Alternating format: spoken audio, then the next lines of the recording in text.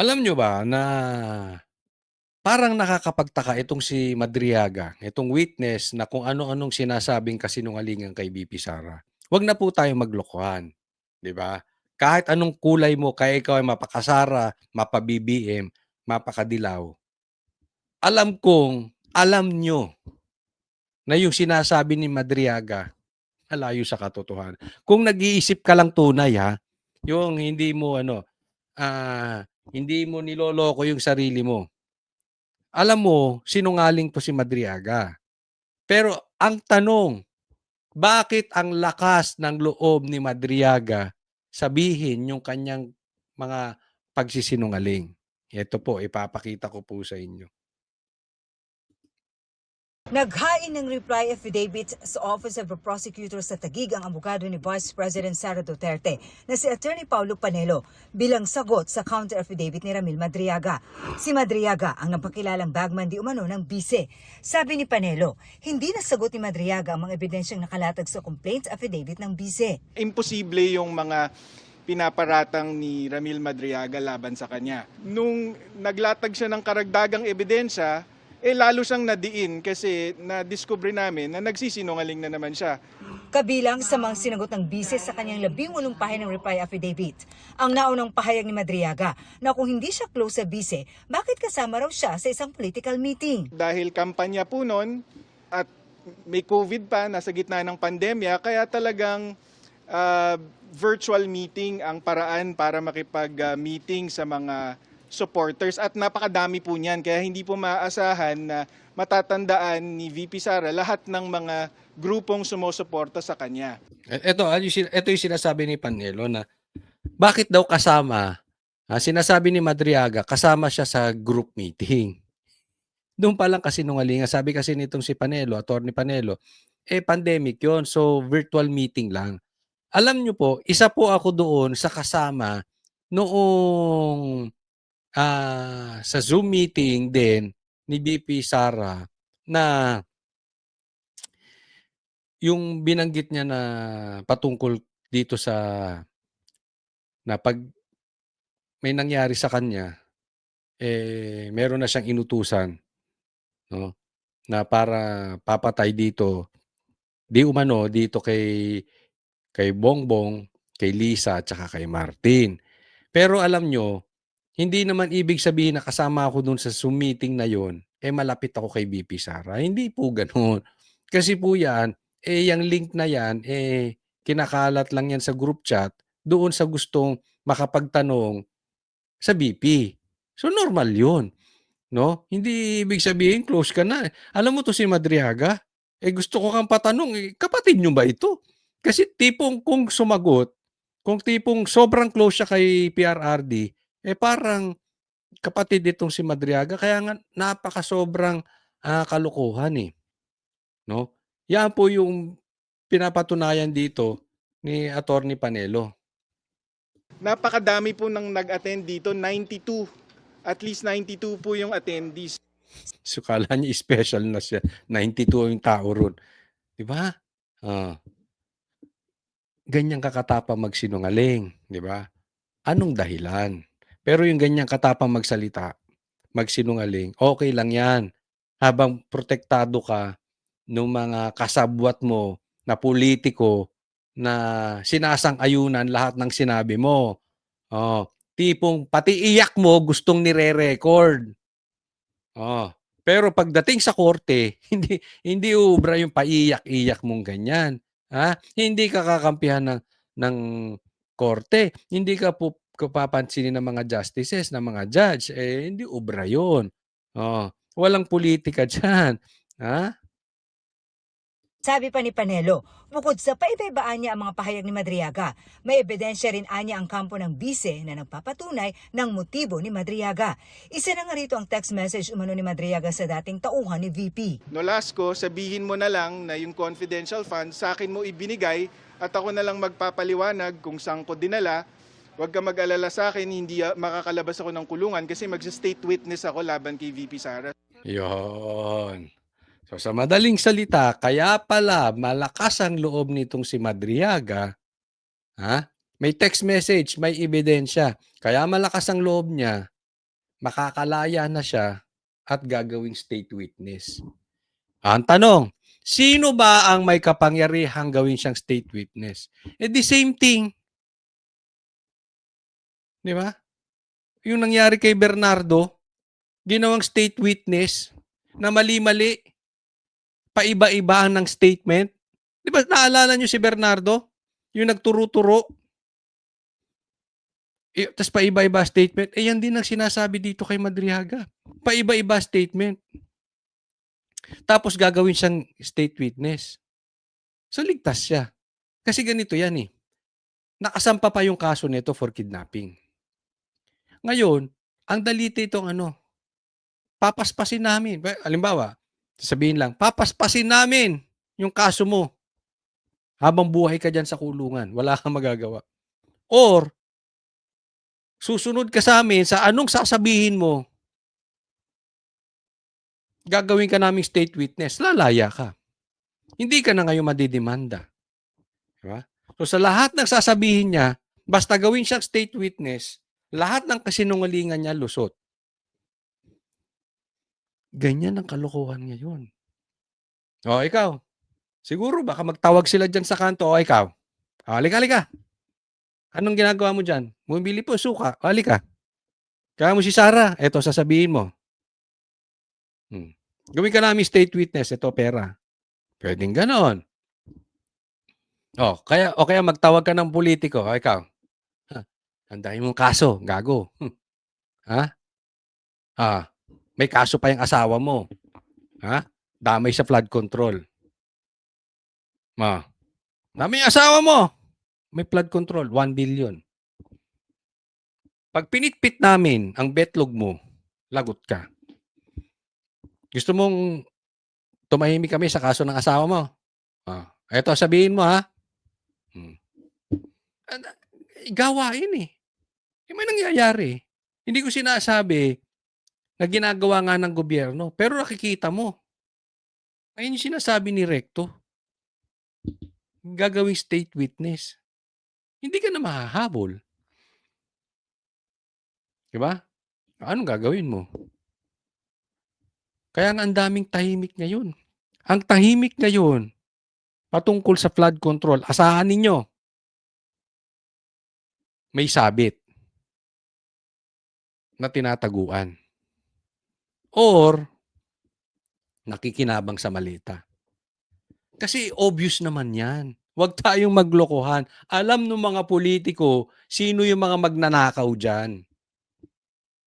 Bakit tahimik? Yun na.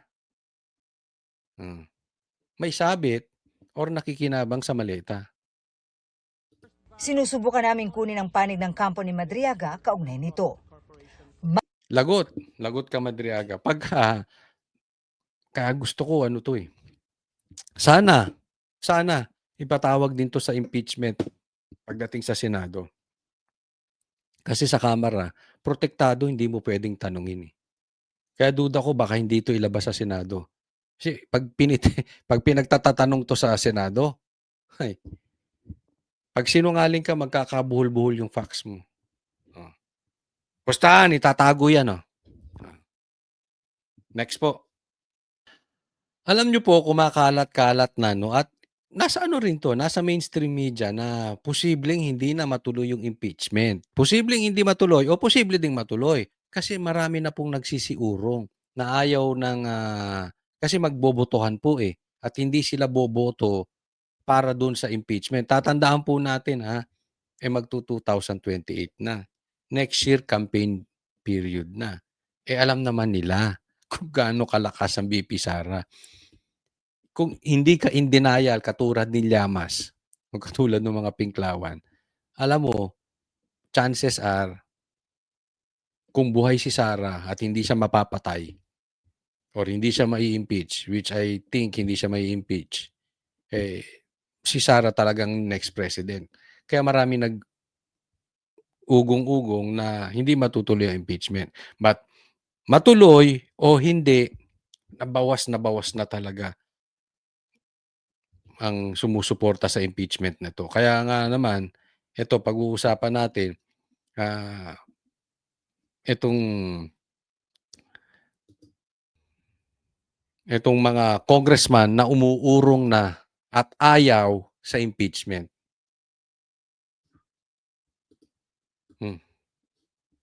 Magkikita ulit bukas sa mga miyembro ng House Justice Committee at inaasahang i-adopt na nila ang committee report na nagsasabing may probable cause para i-impeach si Vice President Sara Duterte. Sabi ni Justice Committee Chairperson Batangas Representative Jeremy Luistro, kasama sa i-adopt bukas ng umaga ang articles of impeachment. Pagkatapos, ipadadala na ito sa plenaryo para ikonsidera na maisalang sa debate at botohan ng lahat ng kongresista. Pero si Representative Edgar Erice nagsabing hindi sasali sa botohan ng impeachment.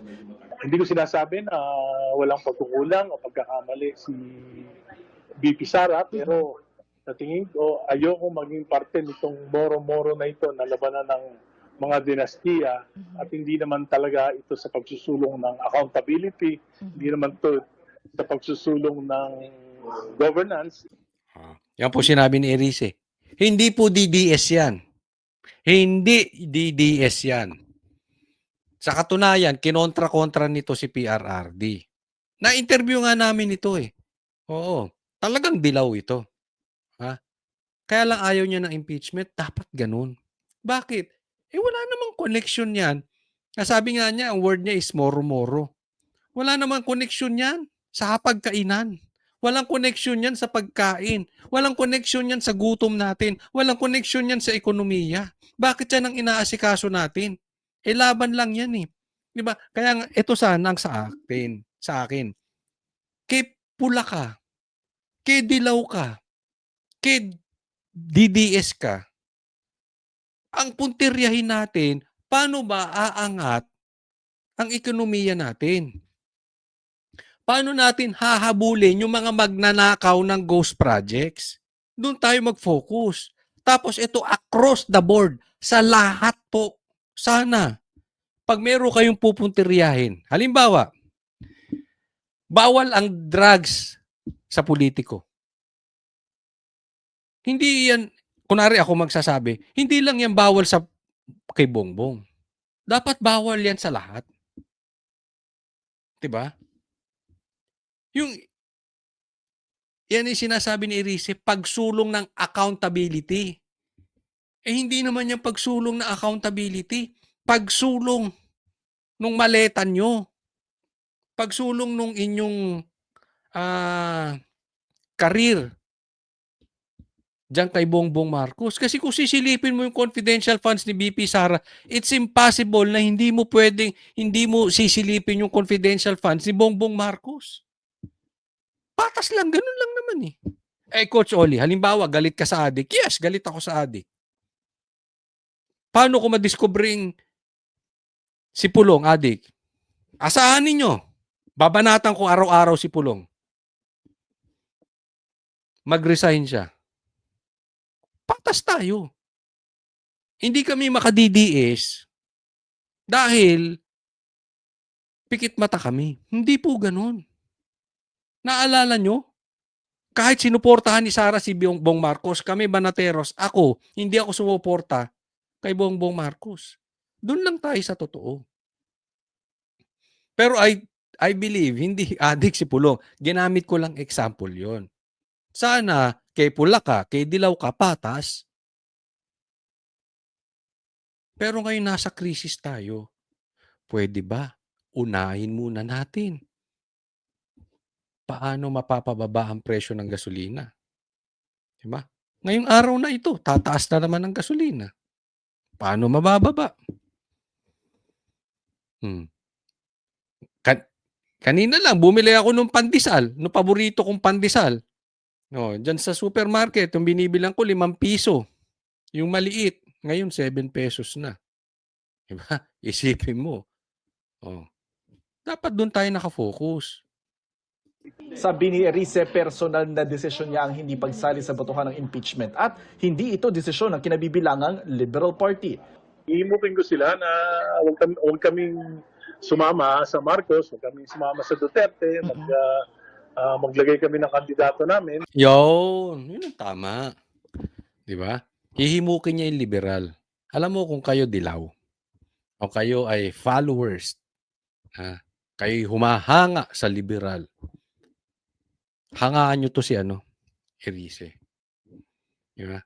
Hihimukin ko sila, 'wag sumama sa Duterte. Tama rin. Huwag sumama sa Marcos. Tama rin. Liberal, eh. Kumuha kayo ng sarili niyong kandidato na sa tingin ninyo, matino. Kasi halimbawa, halimbawa lang 'to, sinasabi ng Dilaw, magnanakaw, magnanakaw, magnanakaw. Diktador, diktador, diktador. Tapos mag-e-eleksyon, makikisama ka sa magnanakaw. Gago ka. Gago ka kaliwa't kanan.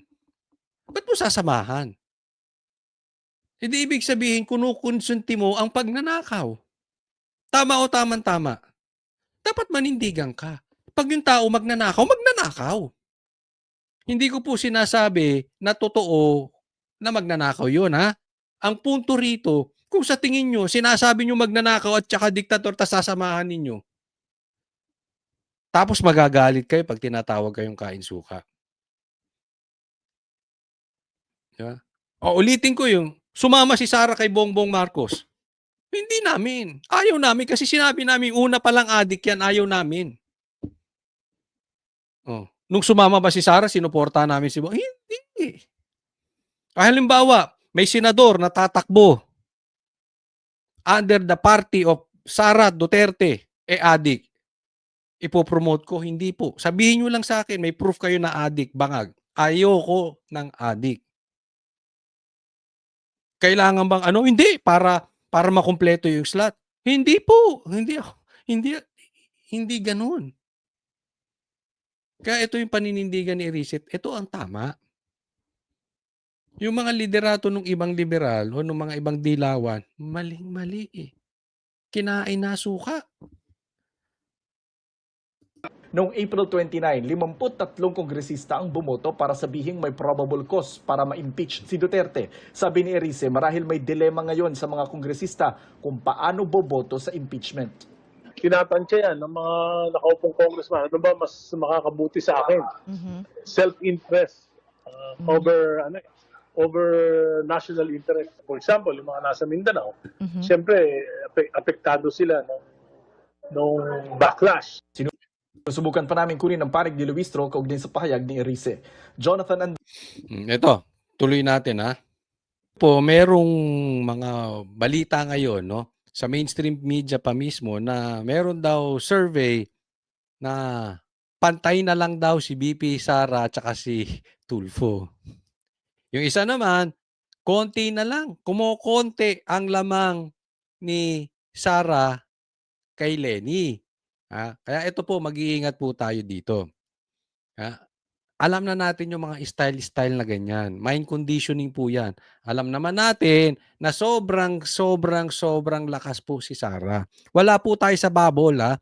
Totoo lang po yan. Kaya nga, ultimo yung mga ibang mga politiko, unti-unti nang lumilipat sa mga Duterte. May mga vloggers na nga na lumilipat din sa Duterte. Alam nyo yan. Di ba?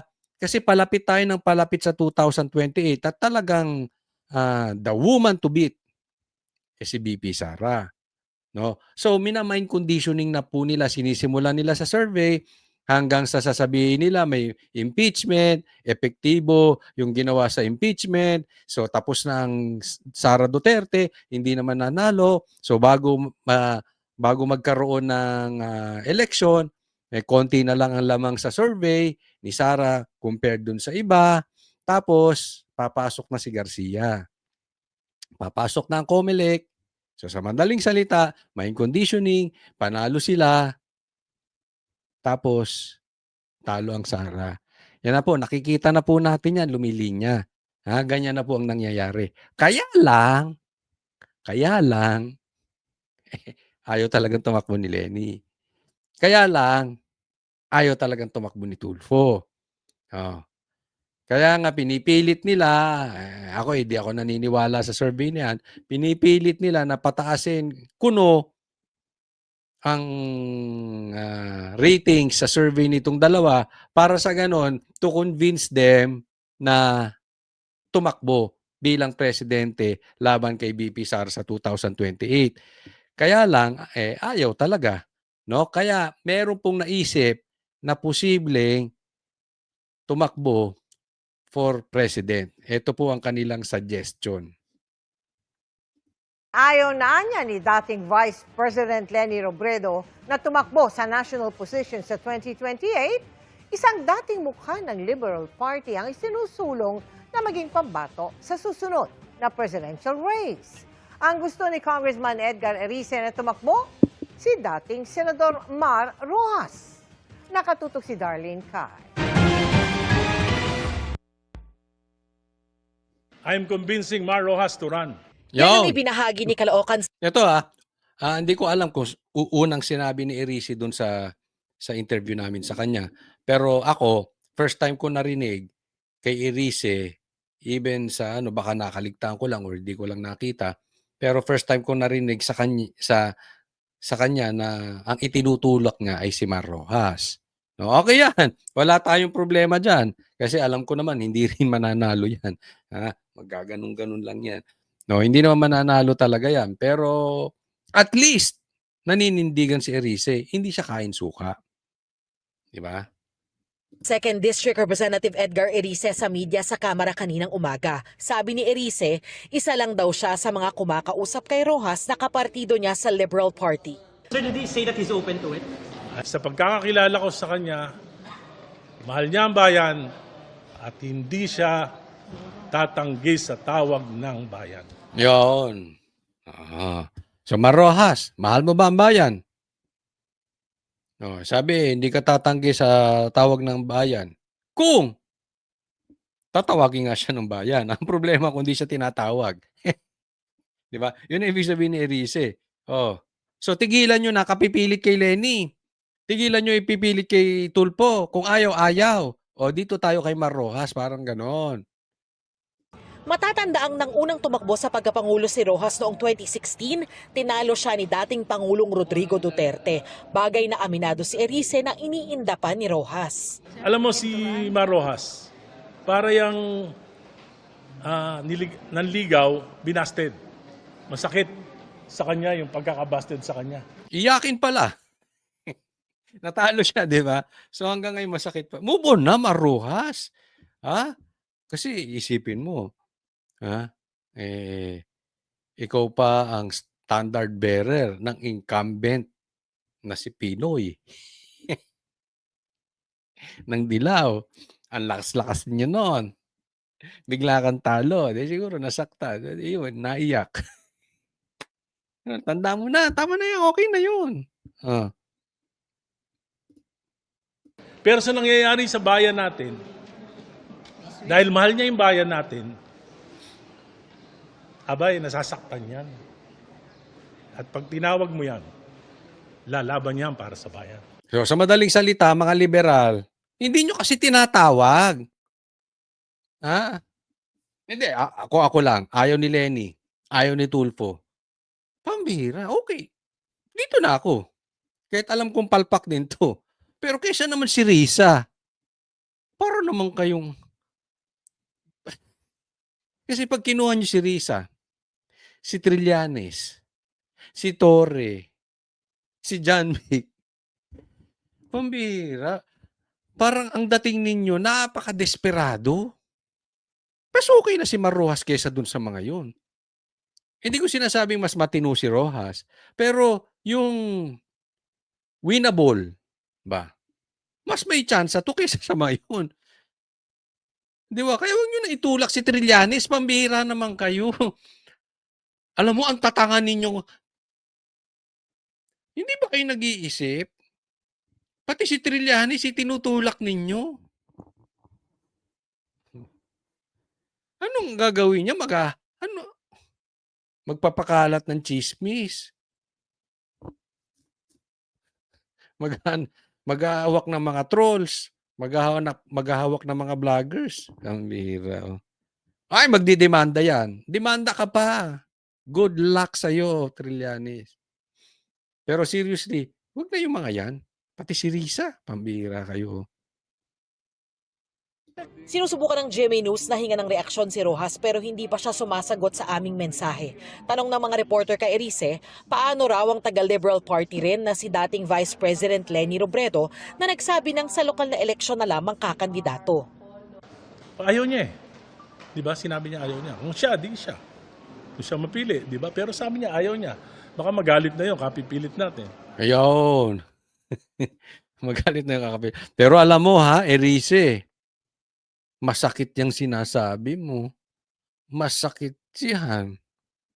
Masakit yan kay Risa. Asang-asa si Risa. Pagka hindi si Leni mapipili, siya. Oo. Ang pumupostura. Kinakalakal na ang kanyang sarili. Siya ang tatakbo. Oh. Oh, siyempre hindi niya mapapahalata na, ay, masaya ako, hindi tatakbo si Leni, ako na ang pipiliin. Tapos ito ka, papasok-pasok ka, si Marrojas ay tutulak mo. Aray naku, masakit yan, Erice. No? Pero ako saludo ako dito kay Erice. Okay. May paninindigan.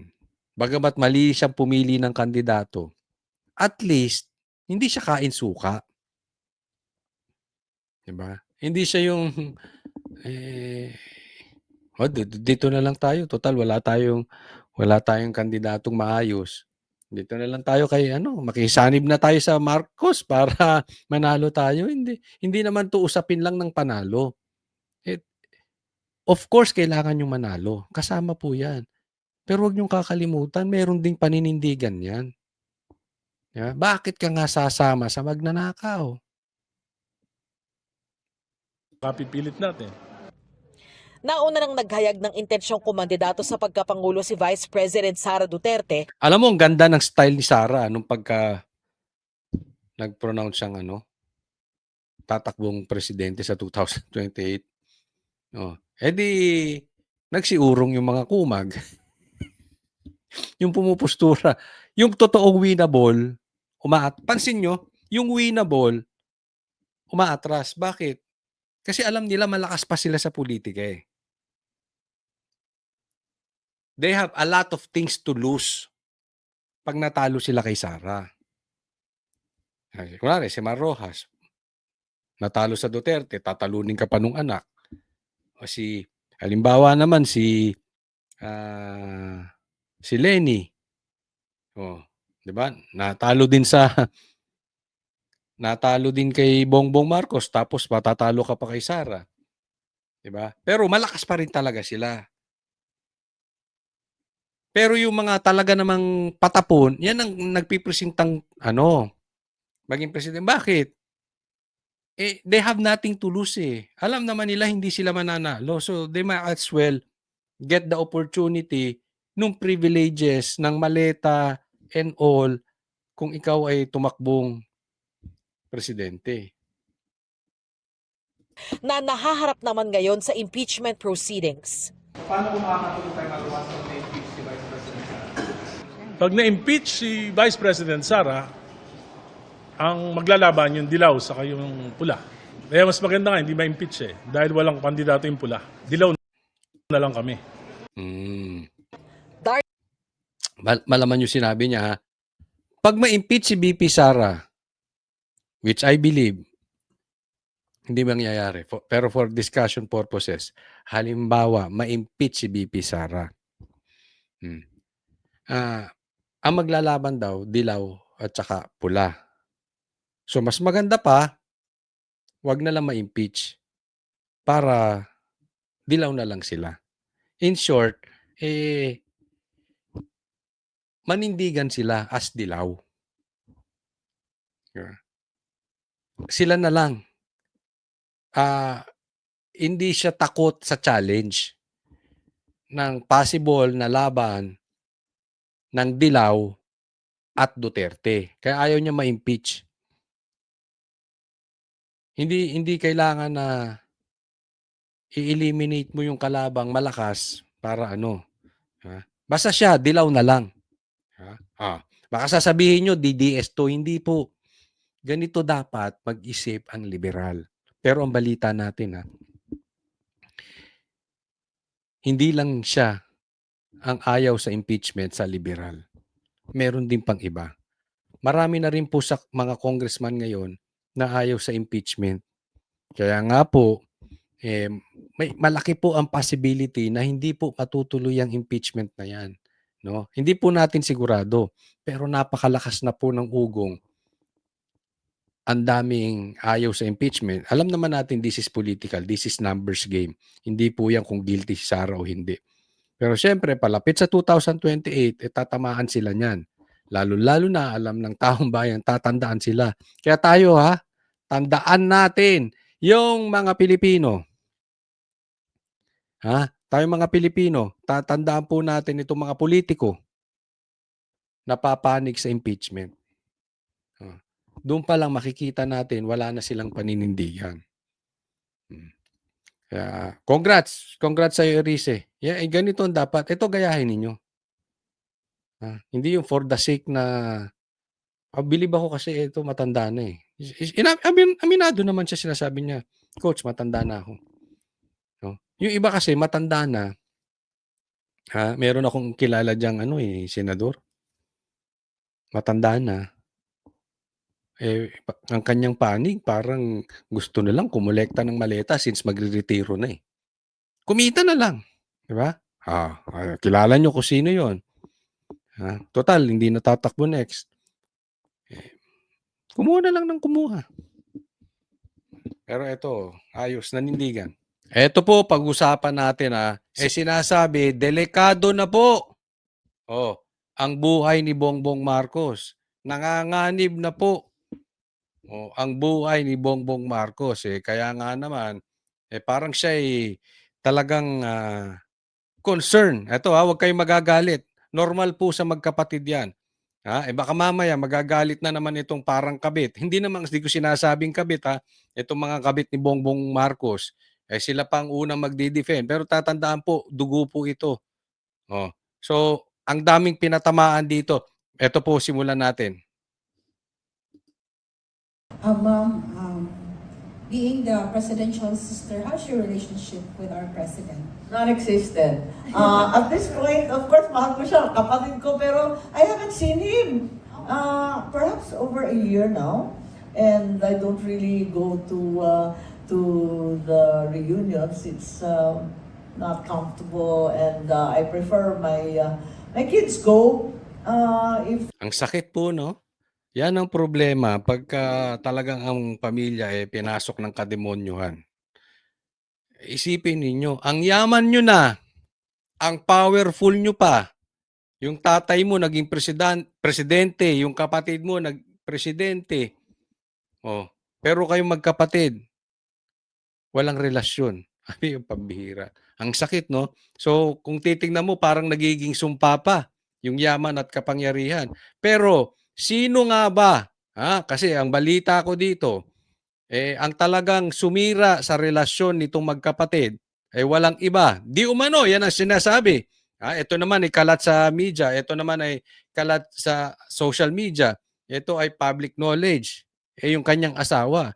Minsan kasi itong mga asawa. No? Ayoko makihalo sa problemang pamilya. Pero remember this, magkaayos naman to si Amy at si Marcos si Bongbong Marcos di ba? Sa katunayan, si Amy pa ang pumilit kay BP Sara. Na maging vice president ni Bongbong Marcos. Di ba? So, at that point, maayos naman sila. Yung pala, nagkasira na. Dahil, di umano, ito ang asawa ni Bongbong Marcos. Mahirap. Dapat sa mga ganitong bagay, ito usapang pamilya lang to, pero sa kanila naman na yan. Pero dito makikita ang leadership ng lalaki. Doon pa lang sa pamilya, wala ng leadership yung lalaki. Kung totoo po yung usapan na yun, dahil dapat doon naninindigan ng lalaki, hindi po pwede. Di ba? Ako lalaki dito, umayos kayo. Wala If they want to go, it's fine. I visit my mom kasi nga May 1 is her wedding anniversary. My father used to joke that staying married for many, many decades is hard labor. Pero Actually, Labor Day namin yan. So, I visit her and we have our get-togethers. My mom's turning 97. Super bisdak, waray-waray. In July 2, she'll be 97. Going strong. Eating lechon. So despite na hindi na kayo nagkikita, mga almost 1 year, but for sure the president is very much alive, contrary to the fake news. I know as much as you, Mitch. Kung ano Oh. Bongbong Marcos is alive. Yan ang tinatanong eh. Sa madaling salita ang tanong, yung bali-balita patungkol sa kalusugan ni Bongbong Marcos. Napapansin natin na, di ba? Dito nadali si Jason sa fake news daw. nakikita ko sa dyaryo na sobra siyang pumayat, na parang nahihingal sa pagsalita. Ngayon, mukha naman nag-improve, tumaba konti. I'm just hopeful that he gets the best care possible and makes it his priority.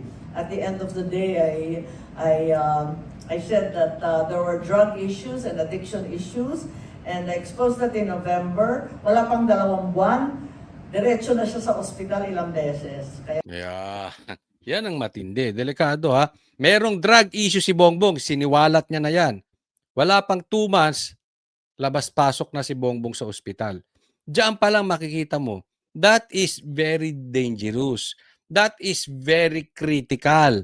Bakit? Kung ikaw ay gumagamit ng ipinagbabawal na gamot at labas-pasok ka sa ospital, hindi po biro yan. Hindi po lagnat-laki yan. Hindi po bata yan na normal na nilalagnat. Hindi po yan. Hindi po lalabas-pasok sa ospital. Hindi po ako nagsabi. Kaya nga po, ang nangyayari dito, parang si Aimee, lumalabas, pinapanigan yung mga balita patungkol na ibinabalita ni Jason Sa. Kasi sabi fake news daw eh. Diba si Jason Sa? Hindi ko po pinagtatanggol si Jason Sa. Ang sa akin lang, kung mali si Jason Sa at kailangan niya managot, dumaan tayo sa tamang proseso. Huwag yung maglalabas kayo ng fake news, ng fake warrant of arrest. Kasi parang fake yan eh. Hindi raw available. Tapos Thursday ng gabi kasi kanibukasan holiday. Doon naman eh. Alam mo, sinasabi, may mga nakakausap akong abogado. Eto, pakinggan yung mabuti. May mga nakakausap akong abogado. Dapat nga magdemanda si Jason Sa. Bukas lang, tatawagan ko si Jason Sa. Busy lang ako ngayon eh. Sinabi ko dun sa abogadong kausap ko, bukas tatawagan ko si Jason Sa. Sasabihin ko, encourage. Hindi po pwede. Yung ginawa kay Jason Sa, hindi po pwede. Hindi niya dapat palagpasin yon. Alam nyo kung papalagpasin to ni Jason Sa, gagawin at gagawin at gagawin sa mga vloggers, sa mga media. Okay, kung may kasalanan si Jason Sa, panagutan niya. Wala tayong problema doon. Ang problema, yung wine-weaponize, yung warrant of arrest. Naniniwala ba kayo na nagkamali ang korte? Kasi ang sabi, nagkamali lang ang korte. Typo lang. Kaya nakalagay doon, no bail. Not bailable. Naniniwala kayo? Totoo yan? Ewan ko sa inyo. Ilagay nyo sa comment section kung kayo naniniwala na nagkamali ng kay Jason Sa. Pero kung ako tatanungin ninyo,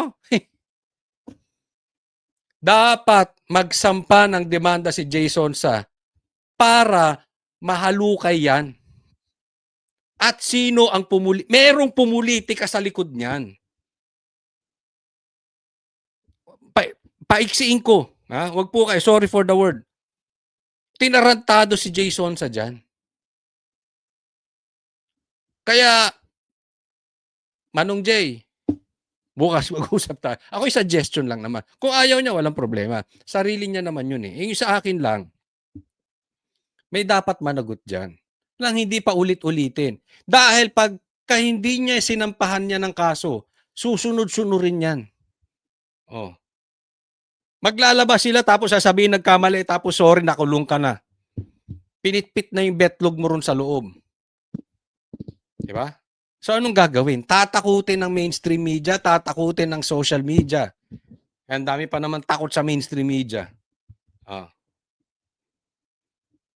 Kaya talaga nalulungkot ako. I'm very, very sad that he's not being taken care of, and he's not watching out for himself. I wish Yon. Sa madaling salita, sinasabi niya, nalulungkot siya sa aking kapatid at hindi niya inaalagaan ang sarili niya. Oh. Ako, sabihan ako ng gano'n, ha? Ang dating nun, pinapatamaan yung asawa. Walang nag-aalaga dun sa kapatid ko. Hindi, naku, ayoko na magsalita. Medyo nakaka-relate ako sa ganyan. Oh, 'di ba? Hindi mo inaalagaan eh. Oh, puro ka lang ano? Puro ka puro tapos yung kapatid ko, parang ganyan kay Amy. Yung kapatid ko labas-pasok sa ospital. Oh, ayaw niyong pag-resignin. Ayaw niyong tutukan yung kanyang health. 'Di ba? Itong problema ng bansa natin, emergency. Kailangan ng may leader na nakatutok. Oh, so imbis na yung kapatid ko pinagpapahingan niyo para naalagaan yung kalusugan niya at merong makaupo, hindi to political. Ako naniniwala ako. Ulitin ko, ilang beses kong binanatan to si Amy. But I feel her. Hindi po political ang issue dito. Ang issue dito, pambihira kayo. Mamamatay na yung kapatid ko. Nagtatrabaho nyo pa. Hindi niya sinabi yan, ha? Pero kasi, yung drug addiction, tapos labas-pasok sa ospital, hindi po binibiro-biro yan. So, kulang na lang sabihin nyo, mamamatay na yung kapatid ko. Pinakikinabangan nyo pang mga alimal kayo. Ayaw nyo pang pagpahingahin. Ayaw nyo pang ma-enjoy niya yung buhay niya. Ayaw nyo alagaan niya yung sarili niya. Parang gano'n, ang pagkakaintindi ko dito. she does. There's so much work. This is a crisis, and people need very trustworthy and determined leadership. Okay, more question, please. Hi. It's a shame, actually. Maybe to put to rest all this, I have been enjoining them to issue a medical bulletin. Yun, pasok di ba? Yun sabi niya, it's a shame. Sa Tagalog, nakakahiya. Pinaganda po. Sa madaling salita, nakakadiri kayo. Ba't di pa kayo maglabas ng medical bulletin? Kung walang sakit, edi wala. Simple lang. Maglabas kayo ng medical bulletin. Yung doktor niya nakapirma official. Karapatan naman ng tao na malaman na yung kanilang leader ang talagang nagdidesisyon. Kasi parang iba eh. Parang yung leader natin, sasabihin ko sa inyo, hindi na siya talagang nagdidesisyon. Parang, kasi parang hindi niya isipin mo, sasabihin niya, nahuli. Pero hindi naman pala. In short, nabubulungan.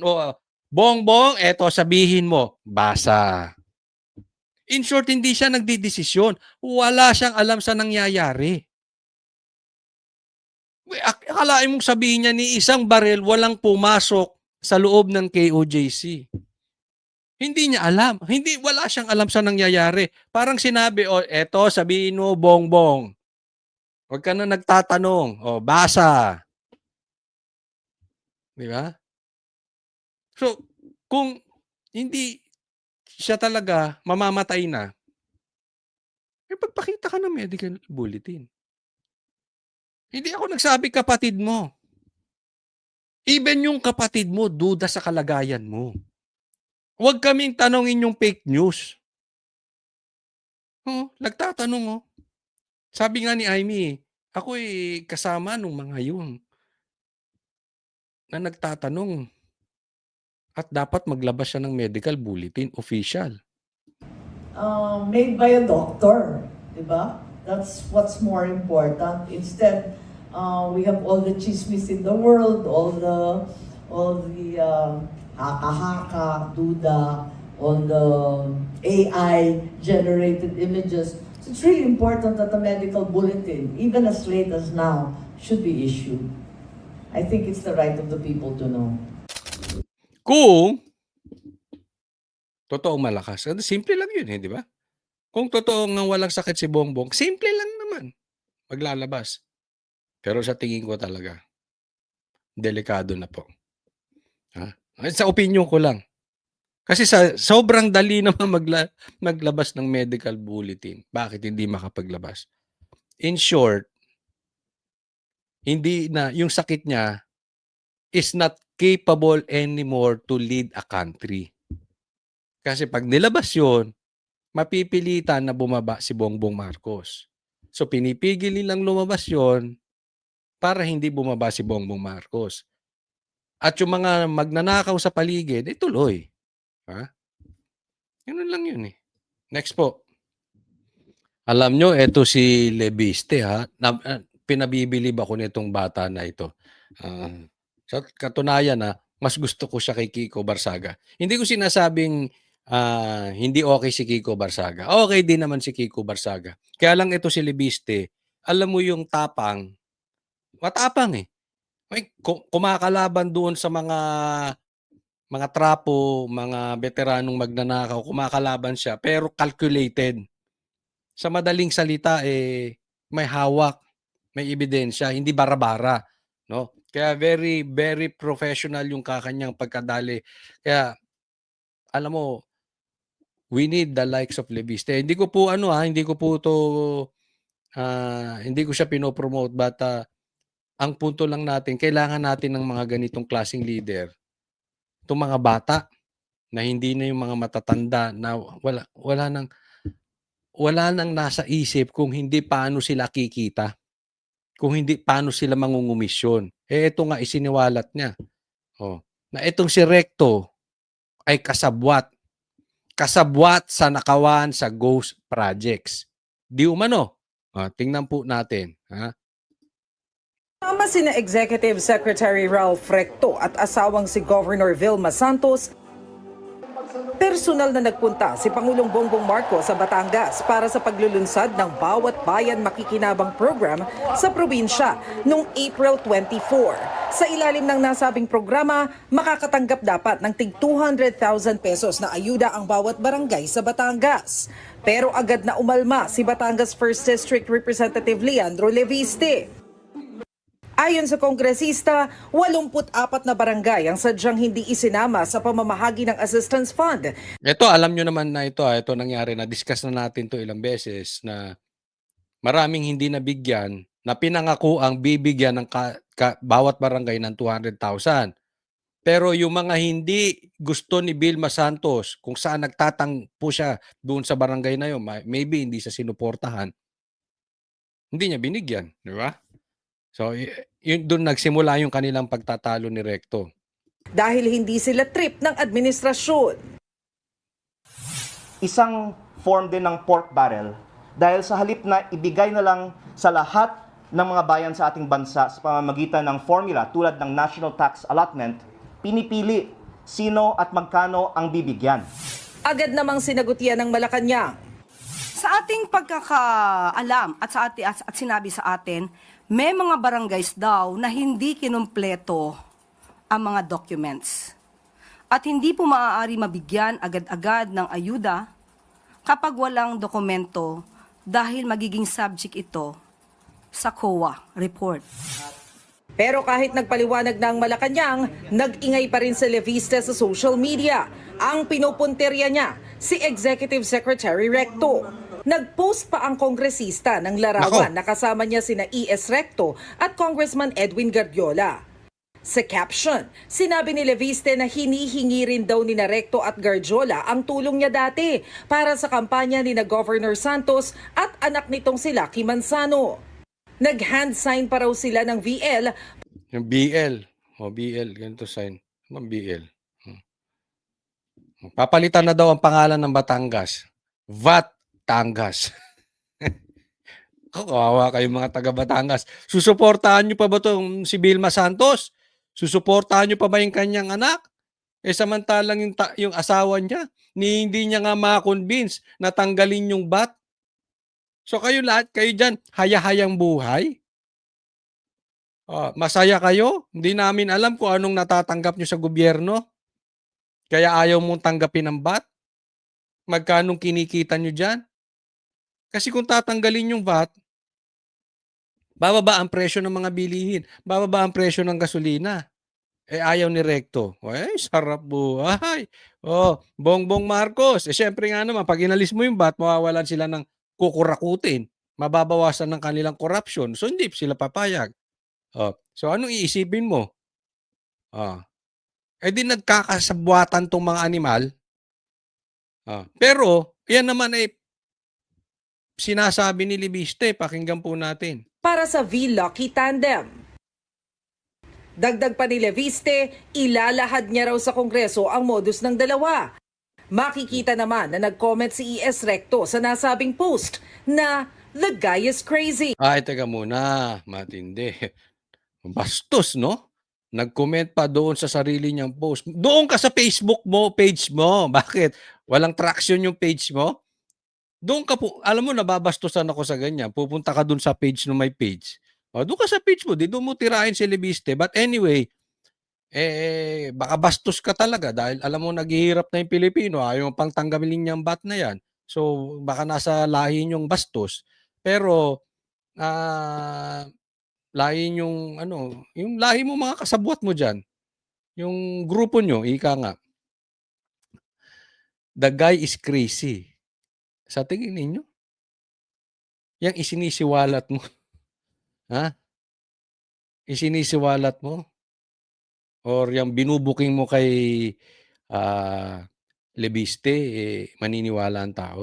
Kasi alam mo, ang sinasabi, kailangan i-discuss to sa Kongreso.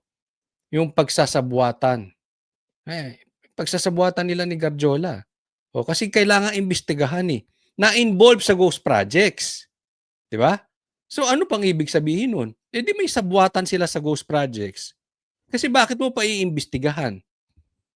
Bakit kailangan mong i-discuss sa kamera kung hindi sila magkasabwat? Di ba? Ibig sabihin, meron ang kampihan dyan, may sabwatan dyan. Pero pag tiningnan mo po natin, matindi rin ang tapang netong si Libiste, no? Kasi ito yung mga veteranong to. Hindi biro-biro itong mga ito. So, matatagal na sa politika yan. Recto yan eh. Diba? So, mga kaninunukan pa yan. Mga politiko na. Pero, iba ito. Nag-reply naman dyan si Leviste. Aniya, hindi ito AI. Di ba, Ralph Recto? Kasi pinagbibintangan AI daw. AI ba yan, Recto? Hindi na sumagot ang Executive Secretary. Nag-post naman si Recto kalauna ng mga larawan nila ni Leviste. Walang caption ang post, pero kuha pala ito nung nag-oath taking si Leviste bilang kongresista nung panahong Finance Secretary pa lang si Recto. Bilang sagot, pinakita rin ni Leviste ang larawan sa parehong event. Sinabi niyang ginagalang niya si Recto na kaibigan din ng kanyang ina, pero kinwestiyon niya ang koneksyon ni Recto kay Guardiola na nauna nang sinabi ni Leviste na sangkot sa flood control anomalies. Yan. Dati nire-respeto niya si Recto. Sa madaling salita, nawala na yung respeto niya. Kaya nananawagan siya sa Kongreso na imbestigahan.